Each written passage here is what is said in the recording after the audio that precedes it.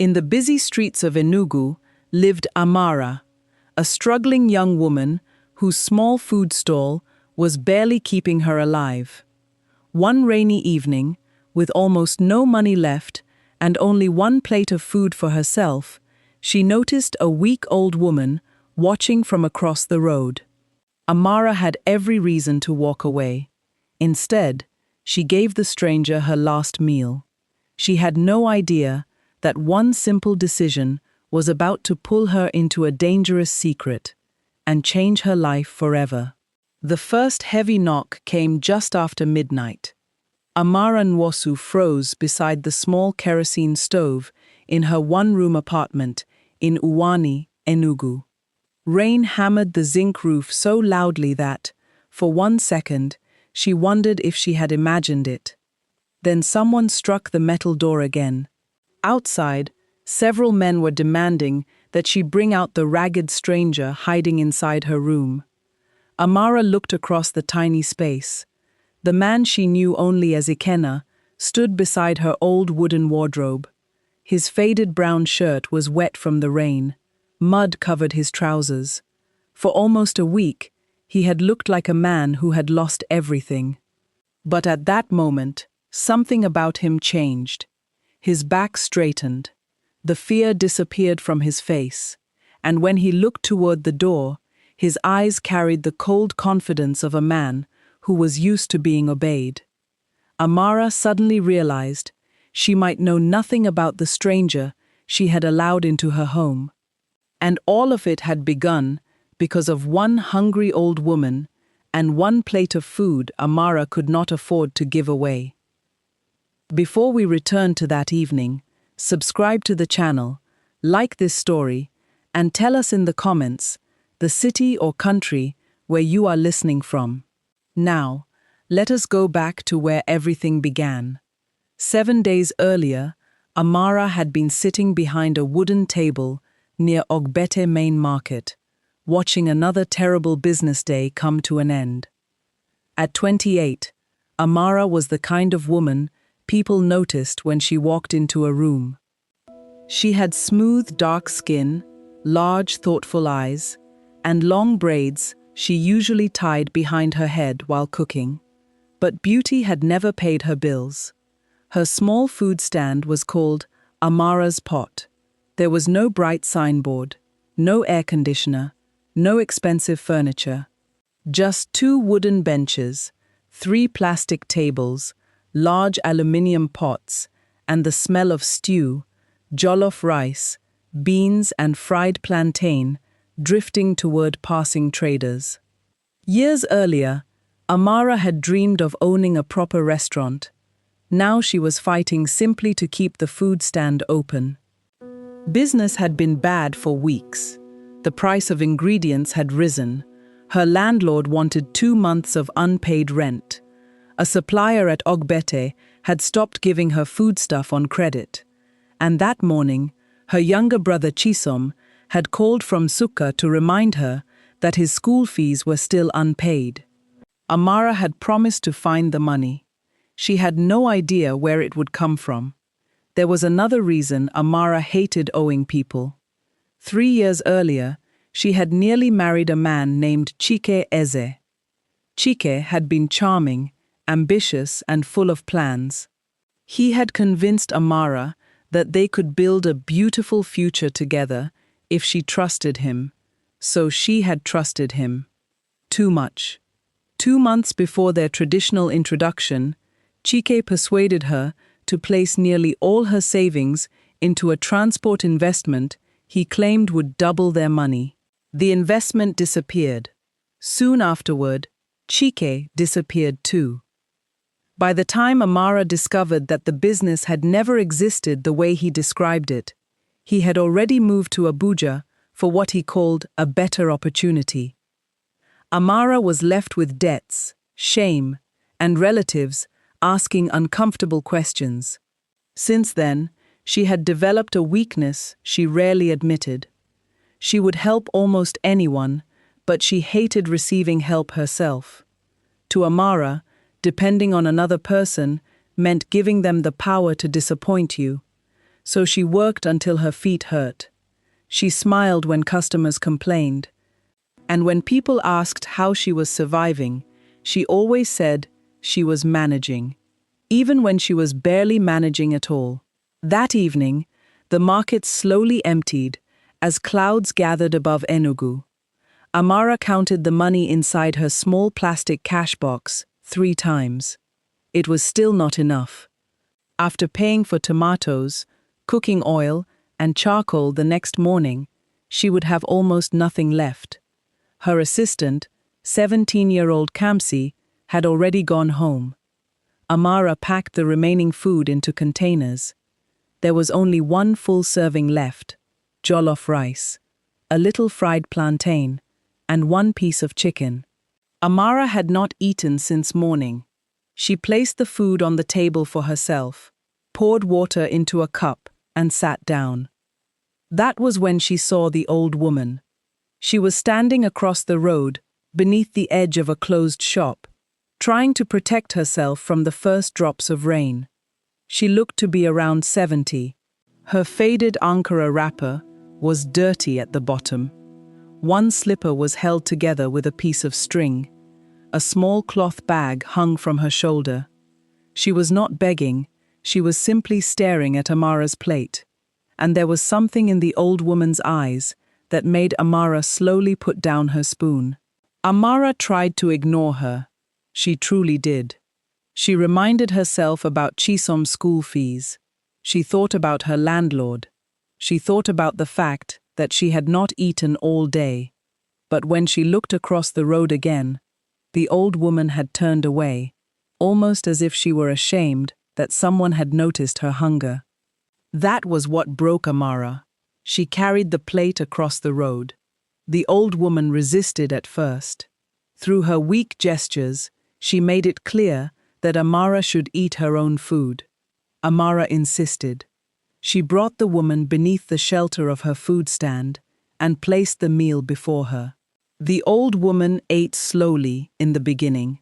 Then hunger defeated dignity. Her hands began to tremble. Amara watched in silence as every grain disappeared. When the woman finished, Amara gave her a sachet of water and the last small banana she had packed for her journey home. For dinner that night, Amara drank water. Yet strangely, she did not regret it. The rain became heavier.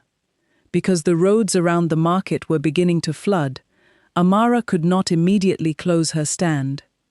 The old woman remained beneath the canopy. Her name, Amara learned through their quiet exchange, was Mama Agnes Okeke. Mama Agnes explained that she had once worked for a charitable organization that supplied food and small business support to widows and elderly women. Something had gone terribly wrong. She did not explain everything, but she kept glancing toward the road. At first, Amara thought the woman was confused. Then a black Toyota Prado passed the food stand for the second time. Mama Agnes stopped moving. The vehicle continued down the street. Several minutes later, it passed again. This time more slowly. Amara noticed the old woman tightening her hand around her cloth bag. When Amara asked whether someone was looking for her, Mama Agnes avoided the question. Instead, she asked whether Amara knew a man named Ikenna. Amara said she did not. Mama Agnes appeared disappointed. Then she reached into her bag.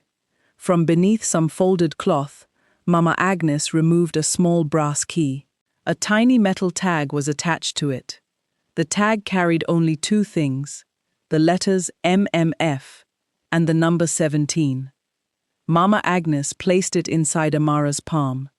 She explained that, if a thin man called Ikenna came asking about her, Amara should give the key only to him. Amara immediately tried to return it. She did not want another person's trouble, but Mama Agnes closed Amara's fingers around the key. Then she did something that unsettled Amara even more. She thanked her for the meal, as though Amara had done much more than feed her. Mama Agnes explained that for 2 days people had walked past her. Some thought she was drunk, some thought she was mad, others had moved away because of her clothes. Amara had been the first person to ask whether she had eaten. The old woman then looked directly into Amara's eyes and told her that character revealed itself most clearly when kindness became inconvenient. Those words stayed with Amara, but before she could ask more questions, Mama Agnes stood up. Amara wanted Mama Agnes to remain until the rain stopped. The old woman refused. She said she needed to reach a place near New Haven before night became too late. Amara gave her enough money for a keke and watched her cross the road. For a moment, Mama Agnes stood beneath the yellow glow of a streetlight, holding her little cloth bag against her chest. Then a keke stopped. She climbed inside and disappeared into the rain. Amara almost forgot about the brass key. She placed it inside her apron pocket and began closing the stand. Then she noticed the black Prado again. It came from the direction Mama Agnes had taken. This time it stopped near Amara's stand. The passenger window lowered slightly. Someone inside appeared to study her. Amara could not see the person's face. After several seconds, the vehicle drove away. A cold feeling settled inside her stomach. She told herself it was a coincidence, but she carried the key home instead of leaving it at the stall. The following morning, Amara opened her food stand before 7. Ogbete was already coming alive. Traders arranged vegetables under umbrellas. Bus conductors shouted destinations. Keiki riders squeezed through narrow spaces. Women carrying baskets balanced loads on their heads as the smell of akara and hot pap mixed with exhaust fumes. For several hours, nothing unusual happened. Then shortly before noon, a man appeared. His beard was rough. His sandals were worn. His dark trousers had been repaired near one knee. A faded shirt hung loosely from his shoulders. He looked like a man who had spent several nights sleeping outdoors, yet his eyes did not match his appearance. They were sharp, observant, calm. He studied the road before approaching Amara's stand. He asked about an elderly woman named Agnes Okeke. Amara stopped wiping the table. The stranger introduced himself as Ikenna. Suddenly, she remembered the key. Amara did not hand it over immediately. Chike had taught her what blind trust could cost. She questioned Ikenna carefully. He knew what Mama Agnes had been wearing. He knew about the cloth bag. He knew the initials on the key without seeing it. Most importantly, he knew that Mama Agnes had a small scar near her left eyebrow, something Amara had noticed while the woman ate. Only then did Amara believe him. But before she could bring out the key, 2 men entered the food stand. They wore clean shirts and polished shoes. They looked nothing like ordinary market customers. One ordered food, the other watched Ikenna. Ikenna immediately lowered his head. His entire posture changed. The confident man Amara had been speaking to disappeared. In his place stood a tired, harmless-looking wanderer. Amara noticed everything. The men stayed for less than 5 minutes. When they left, Ikenna waited until they were far away. Then he quietly told Amara not to give him the key there. That afternoon, Amara became suspicious of him. A homeless man who knew how to watch reflections in shop windows. A hungry-looking stranger who spoke carefully and never seemed confused. A man whose hands were rough, yet whose nails were neatly cut. Even the way he ate surprised her. When Amara gave him a small plate of beans, he thanked her with the calm manners of someone raised in a disciplined home. Later, a customer complained about the rising price of cooking gas. Without thinking, Ikenna explained the relationship between distribution costs and fuel supply in a way so clear that 3 traders stopped eating to listen. Then he seemed to realize he had said too much. He became quiet again. Amara asked where he had learned such things. Ikenna simply explained that life had allowed him to sit in many rooms. The answer told her almost nothing, but it increased her curiosity. Who was this man? And why was he pretending to be less educated than he clearly was? That evening, Amara gave him the brass key behind the locked food stand. The moment Ikenna saw the MMF tag, his face changed. He asked whether Mama Agnes had given her anything else. Amara said no. Then she remembered something. When she had washed the old woman's plate, she had found a folded piece of paper beneath the tray where Mama Agnes had been sitting. Amara had assumed it was rubbish and placed it in her cash box. She brought it out. It was part of an old delivery receipt. Most of the writing meant nothing to Amara. There were dates, quantities of rice, bags of beans, and several account numbers. But Ikenna stared at it for a long time. His jaw tightened. He asked if anyone else knew she had the paper. Amara said no. For the first time since meeting him, genuine fear appeared on Ikenna's face. He explained that Mama Agnes had not been carrying the key because she was careless. She had been carrying evidence. Ikenna told Amara only part of the truth. The initials MMF belonged to the Madu Mercy Foundation, one of Nigeria's largest private charitable organizations. Amara knew the name. Everyone did. The foundation ran food programs, scholarships, health projects, and grants for women in several states. Its founder, Chinedu Madu, was a billionaire businessman whose companies controlled warehouses, transport fleets, agricultural processing plants, and major property developments. His face appeared in newspapers and business magazines. Amara had never paid much attention to him.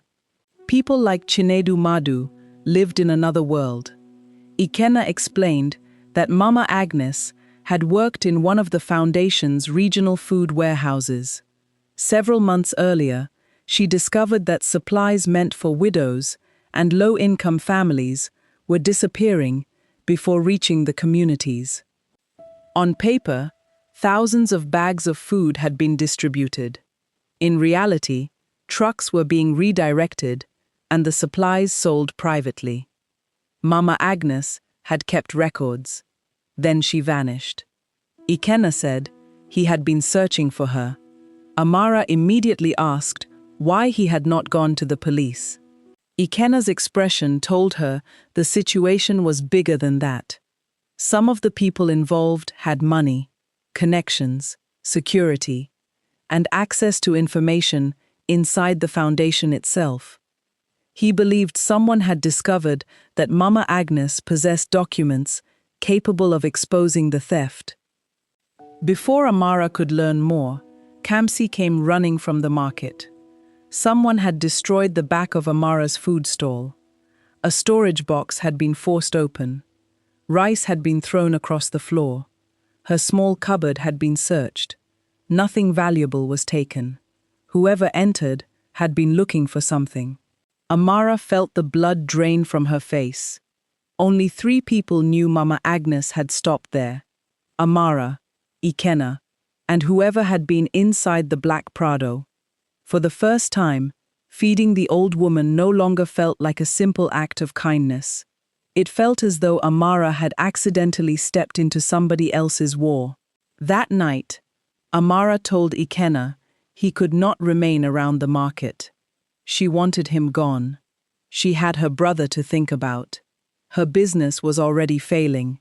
She could not survive another disaster caused by trusting a stranger.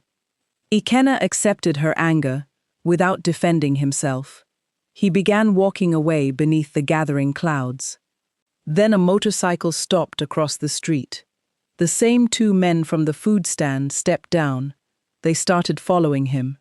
Amara watched Ikenna turn into a narrow road. The men followed faster. Against every sensible thought in her head, Amara grabbed her umbrella and ran through another alley. She found Ikenna several streets away, bleeding from a cut above his eyebrow, after escaping through a building site. Amara knew she should leave him there. Instead, she took him home. Hours later, as rain beat against her roof, the knocking began. Men outside demanded that she surrender the stranger. Ikenna stared at the door. Then he looked at the brass key in Amara's hand, and with a seriousness that frightened her, he finally told her that the people searching for him would not stop until they found Mama Agnes, or discovered what she had hidden. Amara did not open the door. She turned off the light and remained silent. The men knocked several more times before one of Amara's neighbors shouted from another room that the compound was waking up. Footsteps retreated. A vehicle started outside. Only after the sound disappeared did Amara breathe properly again. Her anger returned immediately. She demanded more answers from Ikenna. He apologized for bringing danger to her home, but he still refused to reveal everything. He told her that knowing too much could make her even more vulnerable. Amara almost laughed at the idea. Her stall had already been searched. Men had followed her home.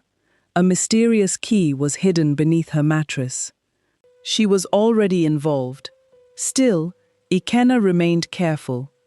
He said there was one thing they needed to do before sunrise. They had to discover what MMF 17 opened. The number led them to an old commercial storage facility near Coal Camp. Mama Agnes had once rented a tiny locker there, using her niece's name. Amara and Ikenna arrived shortly after the caretaker opened the compound. Locker 17 contained no money, no jewelry, no secret fortune. Inside were 2 plastic folders, a damaged mobile phone, several handwritten notebooks, and copies of delivery forms. Amara felt disappointed until she saw Ikenna's reaction. He handled the papers as though they were more valuable than gold.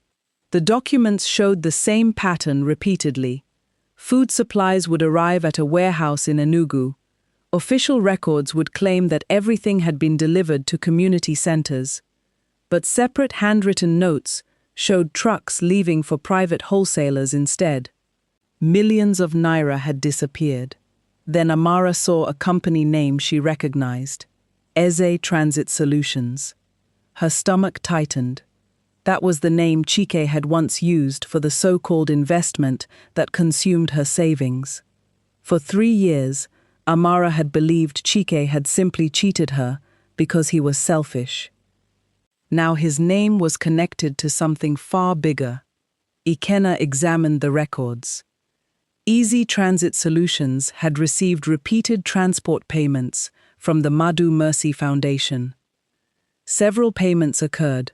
Around the same period, Chike disappeared from Enugu. Amara felt humiliated all over again. She remembered defending him to her aunt, remembered giving him the money she had saved from catering weddings, remembered telling everyone that Chike would never deceive her. Ikenna noticed her silence. Amara explained their history. For once, the mysterious stranger did not offer advice. He simply listened. That surprised her. Most people had always told her what she should have noticed or how foolish she had been. Ikenna did neither. He only told her that betrayal often embarrassed the person who was betrayed, more than the person who caused it, even though the shame belonged in the opposite direction. For the first time, Amara wondered what kind of betrayal he had survived himself. They took photographs of every document. Ikenna insisted that the originals remain hidden. He seemed to understand financial records better than any homeless man had a reasonable explanation for understanding. He spotted duplicate invoice numbers, false vendor codes, altered signatures. He recognized the names of senior employees inside Madu Holdings, without checking anything online. Amara finally challenged him. Ikenna claimed he had once worked around the company. The answer was technically possible, but Amara no longer believed it was complete. Then he found a handwritten page from Mama Agnes. Her notes pointed repeatedly to one name: Solomon Ekweme. Solomon was the Enugu regional director of the foundation. He was respected in public. He attended charity ceremonies. He donated to churches. His photographs appeared beside bags of rice and smiling widows. According to Mama Agnes's records, Solomon was also at the center of the missing supplies. But another set of initials appeared beside almost every suspicious payment: NM. Ikenna stared at those letters longer than anything else. The danger became personal the following afternoon. Amara returned to her food stand and found Chike waiting. 3 years had changed him. He wore an expensive wristwatch now. His kaftan was carefully pressed. He had gained weight. Yet the confident smile Amara once loved had become nervous. Chike explained that he had heard someone was asking questions about Eze Transit Solutions. He wanted to know what Amara had found. Amara felt something inside her harden. She refused to tell him. Chike tried to persuade her that the old business had become mixed up with people more dangerous than she understood. He admitted he had lied about the investment, but he insisted he had not originally planned to steal from her. He had used her savings to secure transport contracts. Once he entered the arrangement, he discovered the trucks were moving goods that should never have been sold. By then, he owed powerful people money. So he ran. Amara listened without sympathy. His fear did not erase what he had done. Before leaving, Chike warned her about Solomon. That warning disturbed Amara more than an open threat would have. Chike explained that Solomon had discovered Mama Agnes copied warehouse records. 2 employees who tried to support her had suddenly lost their jobs. Another had been arrested after stolen goods were mysteriously found in his house. Chike believed Mama Agnes had disappeared because she feared the same thing would happen to her. Then he mentioned the initials NM. He refused to say what they meant. Instead, he looked around Amara's humble food stand and told her she had no idea how high the corruption reached. Amara watched him walk away. She wanted to hate him completely, but she had seen something real in his eyes: fear. That night she told Ikenna everything. When she mentioned NM, Ikenna became silent. Amara asked who NM was. He answered that the initials belonged to Namdi Madu, the older cousin of billionaire Chinedu Madu, and the chief operating officer of Madu Holdings. The revelation made little sense to Amara. Why would a man, already surrounded by wealth, steal food meant for widows? Ikenna explained that greed did not always begin with hunger. Sometimes it began with believing that rules were meant for poorer people. Namdi controlled major transport and procurement decisions for the Madu Group. If Mama Agnes's notes were correct, he had used the charity as part of a larger network of false suppliers and private warehouses. The missing food was only the smallest part. There were inflated construction contracts, fake agricultural purchases, payments to companies that barely existed. And Eze Transit Solutions had been one of the vehicles used to move goods without attracting attention. Amara suddenly understood why Chike had disappeared. But one question remained. Why was Ikenna investigating something involving one of Nigeria's most powerful families? When Amara asked, he replied that sometimes the most dangerous enemy was the one who had access to your dining table. Again, it sounded less like information and more like experience. Over the next 2 days, Amara and Ikenna developed an uneasy routine. He slept on a mat near the door, while Amara used the bed. Before sunrise, he left the compound separately so neighbors would not gossip. At the food stand, he helped carry water, clean tables, and chop onions. Customers assumed Amara had hired a homeless relative out of pity. Some laughed at her. Her Aunt Ngozi was less polite. When she visited unexpectedly and discovered Ikenna washing pots behind the stall, she nearly exploded. Ngozi reminded Amara of what happened with Chike. To her, Amara had not learned caution. She had simply found a new stranger to rescue. Amara could not explain the truth, so she endured the criticism. But later that evening, she admitted to herself that her aunt had touched an old fear. What if she was repeating the same mistake? What if compassion was only another way people gained access to her life before hurting her? Ikenna gave her another reason to doubt him that night. A young boy in the compound became seriously ill. His mother panicked because the nearest clinic required money before certain tests could be done. Without thinking, Ikenna reached into the inner seam of his worn trousers and removed several crisp naira notes. Far more money than Amara expected him to possess. He gave it to the boy's mother. Amara stared at him. Ikenna realized too late what he had revealed. He claimed the money was emergency savings. Amara did not believe him. Later, she noticed another strange detail. He owned an old, inexpensive phone. Yet when it stopped working, he removed the battery, examined the device, and discussed encrypted storage and data recovery with the ease of someone familiar with corporate security. The mystery around him was becoming impossible to ignore. A man could lose his home, a man could lose his job, but education, confidence, and habits did not disappear with expensive clothing. Ikenna had once lived a very different life. Meanwhile, Solomon Ekweme began fighting back. 2 health inspectors suddenly arrived at Amara's food stand. They found minor issues that had never caused problems before and ordered her to close temporarily. Hours later, her landlord received a message claiming Amara was hiding criminals. By evening, rumors had spread through the neighborhood. Some said she was involved in stolen charity goods. Others claimed she was helping kidnappers. People who once bought lunch from Amara began passing her stall without stopping. The little business she had struggled for years to protect was collapsing in days. Amara finally broke down. Not loudly. She simply sat on an overturned bucket behind the stand after everyone left and cried into her hands. Ikenna found her there. She told him that kindness was beginning to look like the most expensive mistake she had ever made. He looked devastated. Then he offered to leave. Amara almost agreed.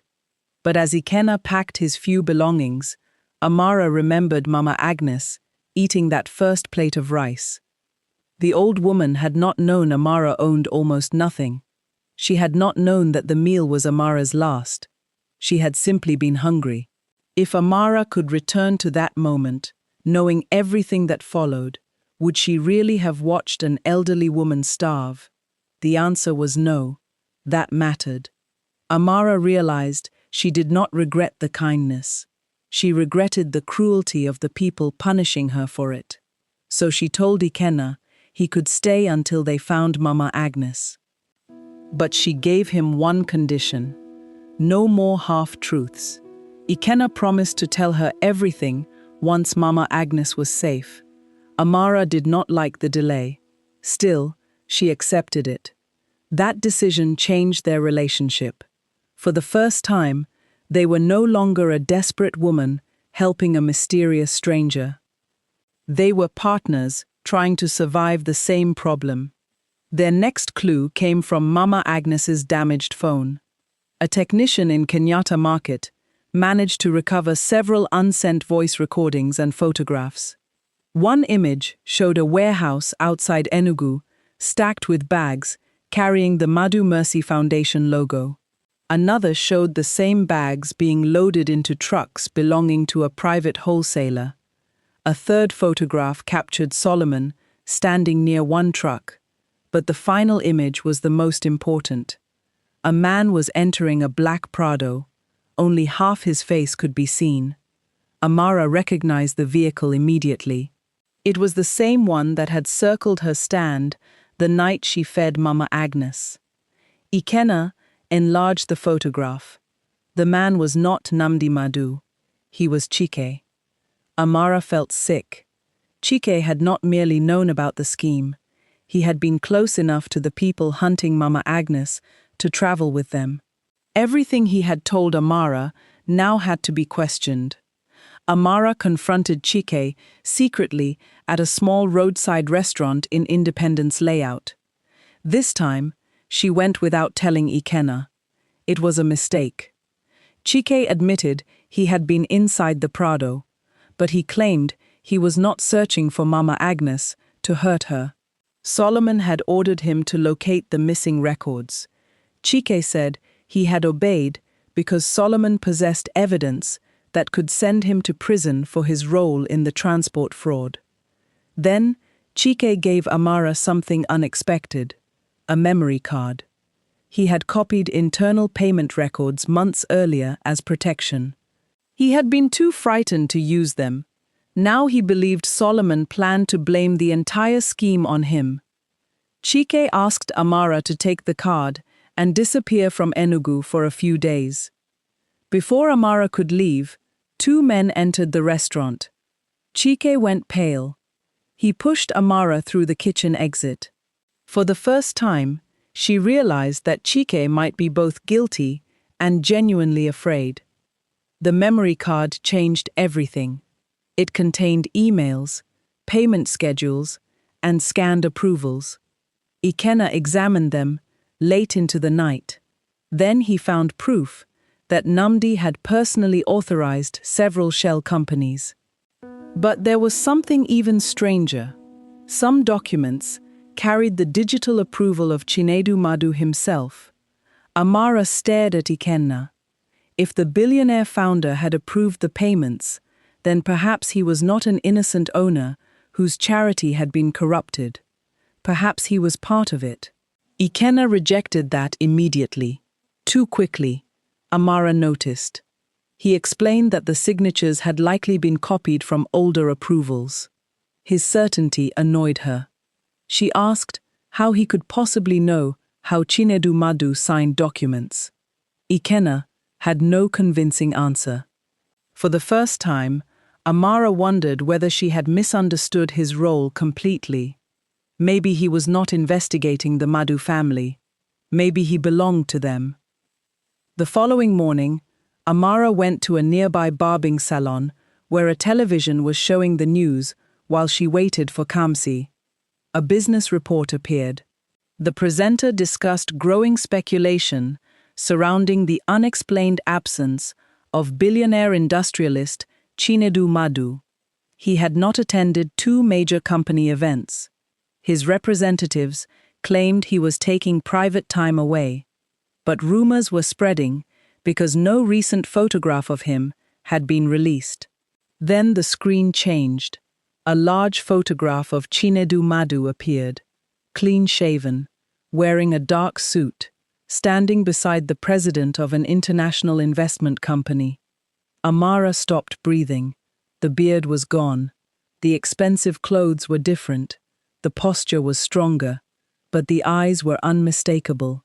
She had looked into those eyes every day for almost a week. The billionaire shown on the television was Ikenna.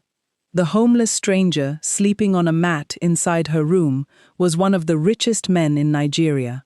And Amara suddenly understood that the biggest secret in her house had never belonged to Mama Agnes. It belonged to him. Amara returned home with anger burning through her fear. Ikenna was waiting. The moment he saw her face, he knew. Amara placed the photograph she had printed from the internet on the table. There was no longer any reason to pretend. The man who had introduced himself as Ikenna was Chinedu Madu, founder of Madu Holdings. chairman of one of West Africa's largest private business groups, a man whose wealth was measured in billions. For days, he had eaten beans at her roadside stand, carried buckets of water, and slept on a thin mat, less than 2 meters from her bed. Amara felt foolish. Worse, she felt used. Chinedu tried to explain that Ikenna was actually one of his middle names and that he had never intended to pull Amara into the investigation. That did not calm her. She asked the question that mattered most. Why would a billionaire deliberately live like a homeless man while his own company searched for him? Chinedu finally told her the full story. 6 months earlier, an internal auditor discovered unusual payments inside the Madu Mercy Foundation. Before the auditor could complete his report, someone leaked confidential information, and the man withdrew his accusations. Chinedu became suspicious. He ordered a private investigation. That failed too. Each person he trusted seemed to report back to Namdi. Then Mama Agnes contacted Chinedu personally. She had worked in the foundation's Enugu warehouse kitchen for 11 years. Because people treated her as an ordinary elderly worker, managers spoke freely around her. She saw trucks arrive at night. She saw documents altered. She watched food meant for struggling families leave through a private gate. When she complained, Solomon dismissed her, so she began copying records. Eventually, she learned that Namdi had access to Chinedu's approval credentials. That explained the fake signatures. But once Mama Agnes tried to send the evidence to Lagos, she began receiving threats. Then she vanished. Chinedu could no longer trust his drivers, assistants, or corporate security team, so he disappeared from public view. The expensive cars were abandoned. The tailored suits disappeared. He grew his beard, traveled using public transport, and moved between cheap lodges, motor parks, and crowded markets, while following the routes used by the stolen charity goods.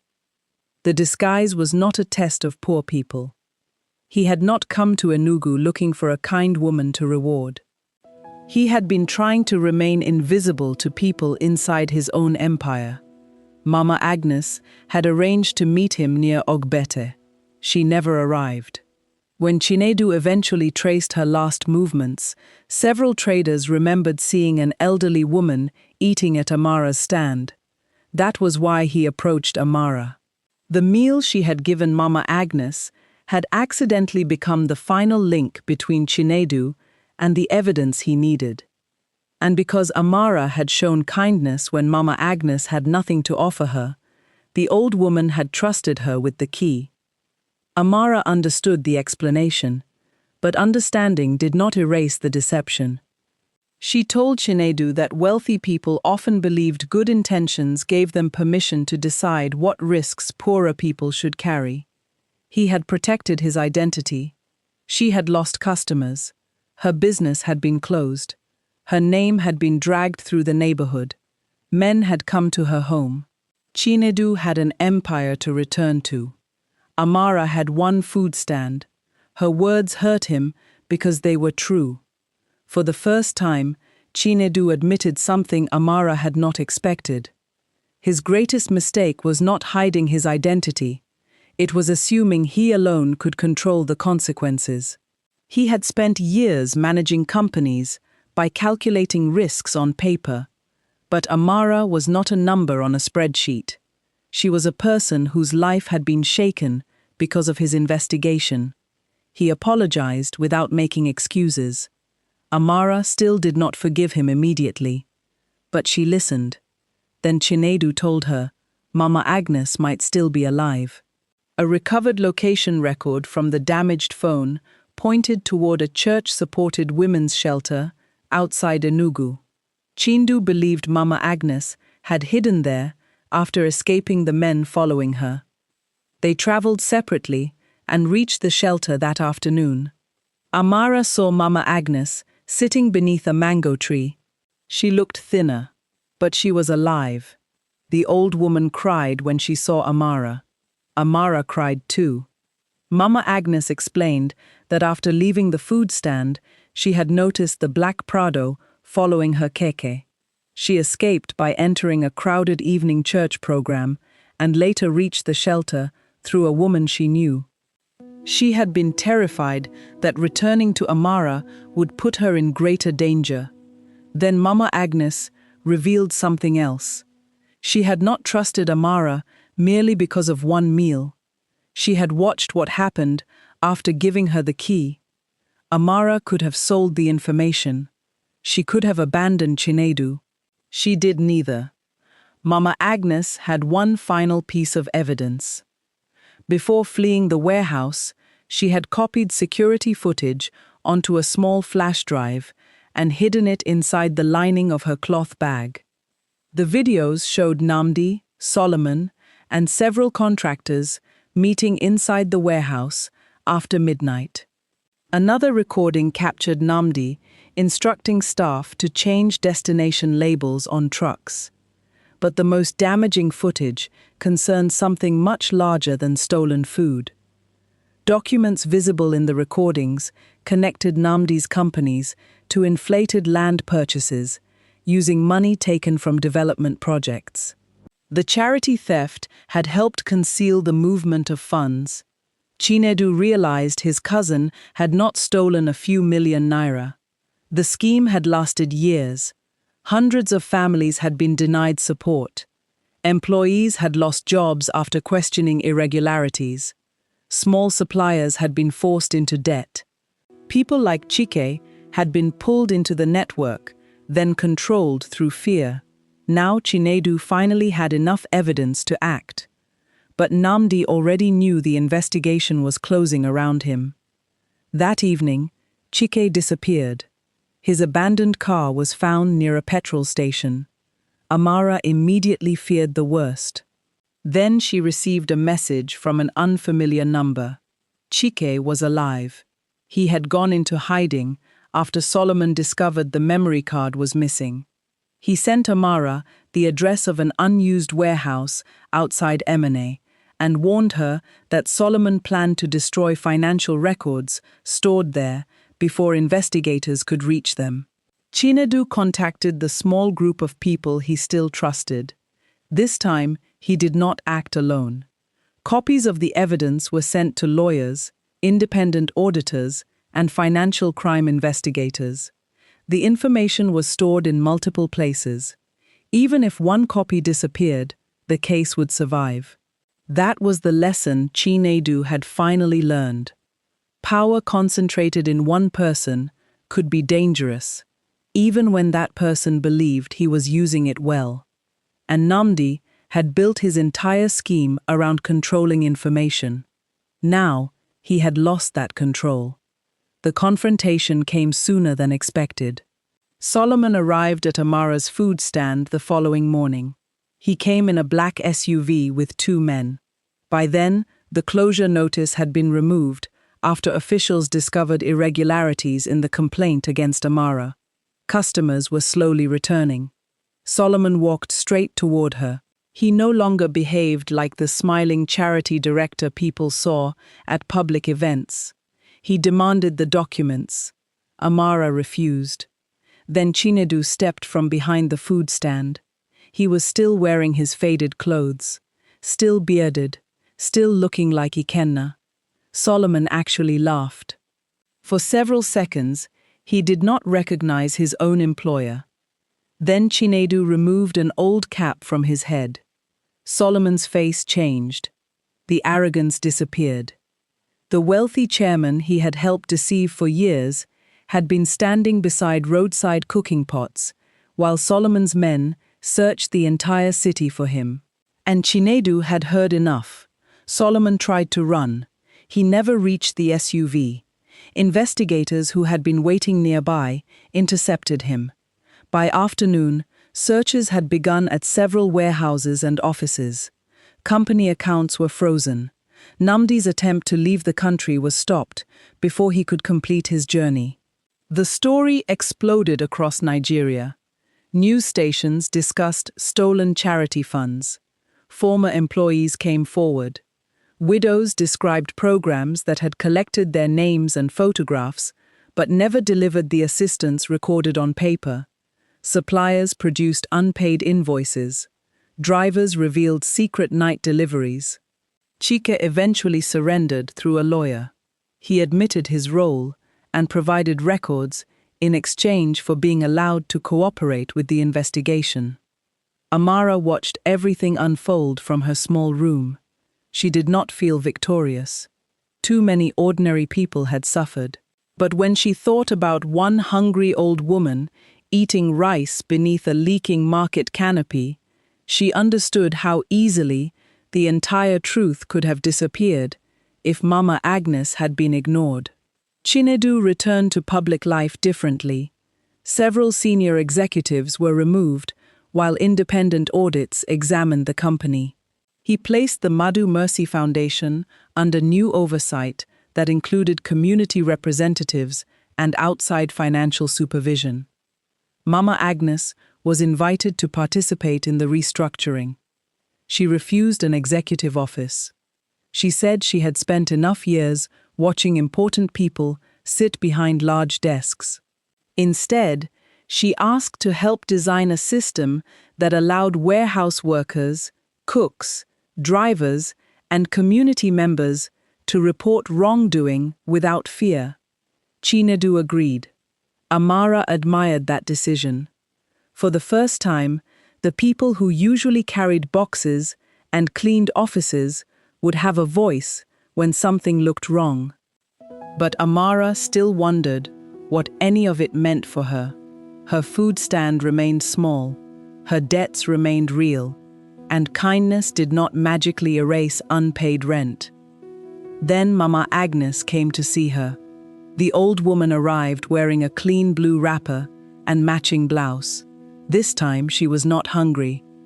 She carried no mysterious cloth bag. She sat at the same wooden table where Amara had fed her. Chindu joined them later.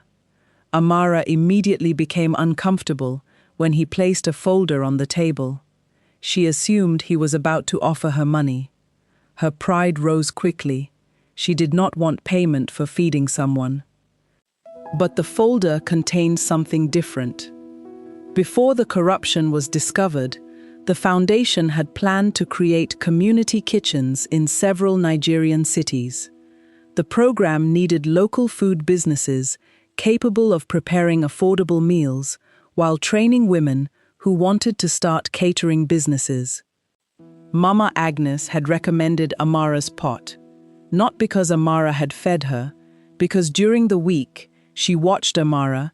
She had seen how carefully she managed food, how respectfully she treated Kamsi, and how she refused to cheat customers even while struggling. The meal opened the door. Amara's character kept it open. Chinedu offered Amara a legitimate contract. Not charity, not a bag of money, a business opportunity. Her first community kitchen would operate from a renovated building near Ogbete. The foundation would provide equipment under a transparent grant program available to other qualified operators. Amara would manage the kitchen, hire staff, and supply meals for approved community programs. She would also receive professional accounting support so that no future Chike could persuade her to place her entire savings into something she did not understand. Amara stared at the papers for a long time. Her old fear returned. Accepting help still felt dangerous. Then she understood the difference she had missed for years. Trust did not mean handing someone control of your life. Healthy trust could have records, boundaries, questions, contracts, accountability. She did not need to become hard simply because one person had betrayed her. She only needed to become wiser. Amara signed after having an independent lawyer review everything. 6 months later, Amara's life looked almost unrecognizable. A bright sign now stood above a clean building near Ogbete, Amara's community kitchen. Inside were stainless steel work tables, large cooking pots, and shelves filled with carefully labeled supplies. Kamsi, now attending catering classes part-time, supervised younger workers. Amara employed 11 people. Her brother Chisom's school fees were paid from her own earnings. She moved out of the cramped room where Chinedu had once slept beside the door. But she did not become careless with money. Every naira was recorded. Every contract was read. Every supplier was checked. When people asked how a small roadside food seller had received such an opportunity, some expected Amara to tell them about a billionaire. Instead, she usually began with Mama Agnes. Because the true beginning was not Chinedu's wealth, it was hunger. And one decision, made by a woman who had almost nothing to spare. Chike eventually received legal consequences for his part in the fraud, although his cooperation was taken into account. Before his case was concluded, he sent Amara a long apology. He admitted that his greatest failure had begun before he ever joined Solomon. He had wanted success so badly that he began believing any shortcut was acceptable if it made him look successful. Then fear turned one bad choice into many. Amara read the apology once. She did not return to him. Forgiveness, she had learned, did not always mean restoration. Sometimes forgiveness meant refusing to carry bitterness while still keeping a closed door closed. Chinedu also remained part of Amara's life, though not in the fairy tale way neighbors enjoyed imagining. Their friendship developed slowly. He visited the kitchen without convoys whenever possible. She challenged his decisions when she disagreed, and unlike before, he listened. Both of them had changed. Amara learned that not everyone offering help wanted control. Chinedu learned that wealth could hide people from consequences as easily as poverty could hide people from attention. On the first anniversary of the community kitchen, Mama Agnes arrived before everyone else. Amara prepared a plate for her herself: jollof rice, fried plantain, and one piece of chicken, exactly like the meal she had given her one rainy evening when both women had believed they might never meet again. Mama Agnes looked at the food and smiled. Amara sat beside her. Around them, workers laughed, pots steamed, and people entered, carrying containers for the afternoon meal program. A year earlier, Amara had believed she was giving away her last meal.